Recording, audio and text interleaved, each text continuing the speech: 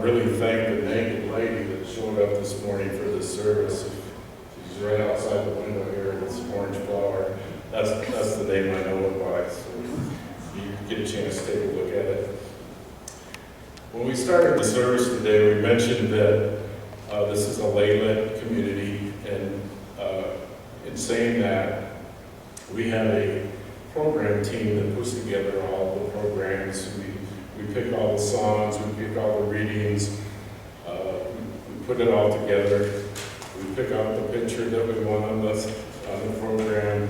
We work with Michael to get all the songs right. Michael's never let us down.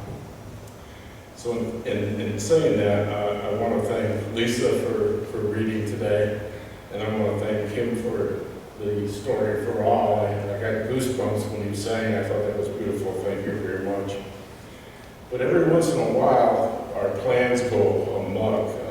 We have, we schedule a speaker, we have a theme, but this Sunday that fell through. So this is a service that is kind of a throwdown service, and it is a reading from a book that I looked at, and it is a redacted response by Sara Allen to a sermon given by the Reverend Dr. Barber in his book, Revive Us Again, Vision and Action in Moral Organizing. Sara Allen is the director of the cultural arts for the Repairers of the Breach and a movement theomusicologist. She is a visiting Auburn Theological Seminary and a coordinator of music and movement cultural arts for Power People's Campaign, a national call for moral revival. Ms. Allen has accompanied the Reverend Dr. Barber, who is an American Protestant minister and activist, at his speaking engagements. The following is a response to working with the Reverend Dr. Barber. Within Mrs. Allen's response are echoes of the prophetic Black American church that may prove to be a universal recipe for survival. Sara writes, I heard Mahalia Jackson's voice early in my life. I was around 5 or 6, and my parents played her vinyl recordings on our record player. I knew her voice before I knew her name. My paternal grandmother hummed her songs as she dusted the furniture in her house. By the time I was old enough to understand who she was gone.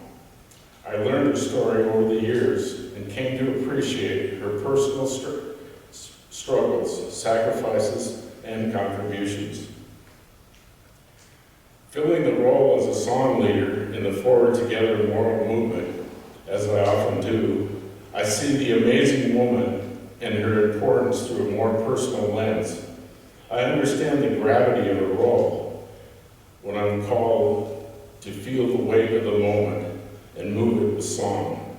I hear her music with a new personal interpretation and connect it with this portion of Reverend Barber's sermon by referring to my own experiences. As he prepares to speak and I'm called to sing, I get that moving in the fullness of his prophetic gifts, I thoroughly understand that it is a role of support on the most spiritual level. Appropriately so, before I sing, I invite the ancestors to hold the notes, lyrics, and spirit with each song is delivered, and trust Mother Mahalia in leading the way. In Reverend Dr. Barber's sermon, I need to know who we are in times like these.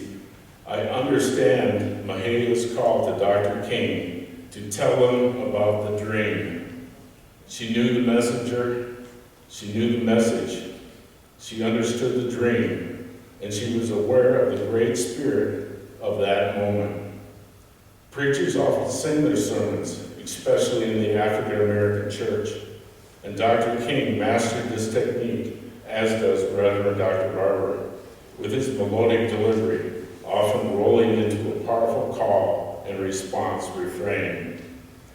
During the I Have a Dream speech in Washington, D.C., Mahalia understood Dr. King's need to sing and the people's need to hear his song in such a pivotal moment. It's a connection that I believe to be imperative between messenger and minstrel. Because of the personal encounters with racism in my early life, I seared with resolve to fight injustice. As time progressed, I gravitated toward the arts, but I could not shake the need to fight. So I wrote poetry that channeled my righteous anger into the arts.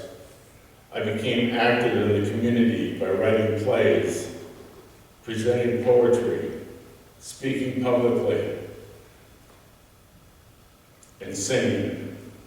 As I became more aware of the issues that threatened the well-being of the North Carolina-based organization, Black Workers for Justice, and began singing in cultural ensemble that carried the message of truth and justice, the work moved me into a position with the Center for Community College, which gave me the opportunity to engage in community building in Eastern North Carolina.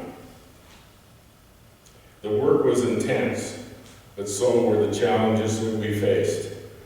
I'm currently with Repairs of the Breach, still organizing, teaching the history, and the importance of music in a moral fusion movement.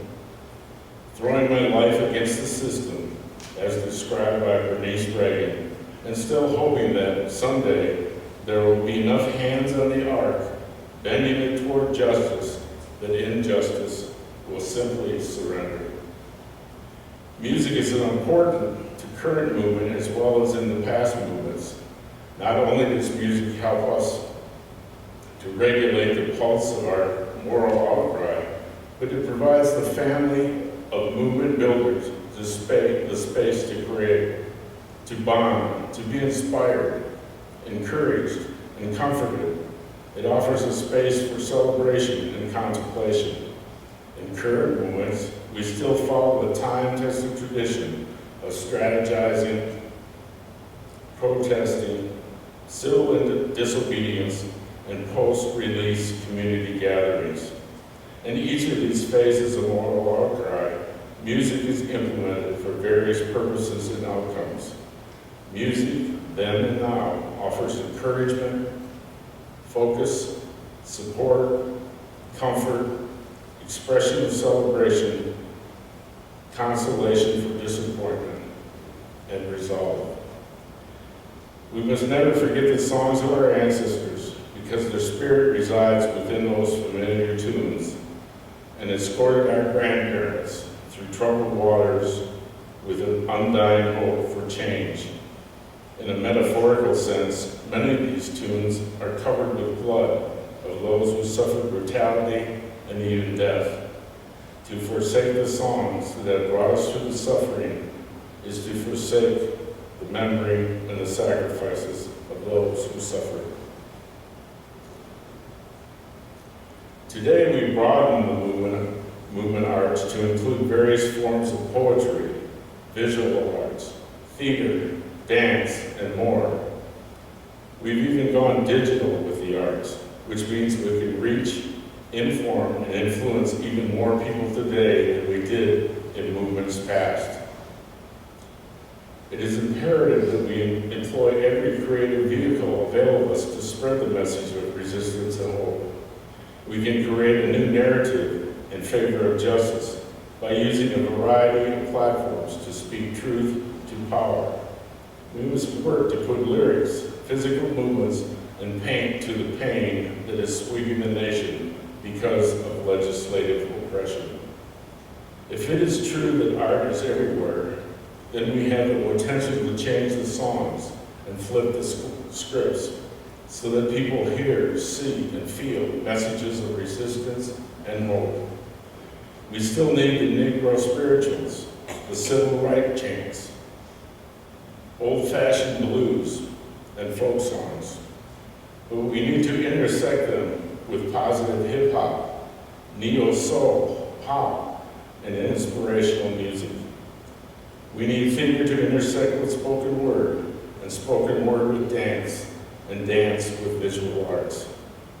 The intersectionality of arts lifting the moral outcry against injustice will seal the deal on broad-scale fusion movement. In the words of Reverend Dr. Barber, when we all get together, what a day, what a day.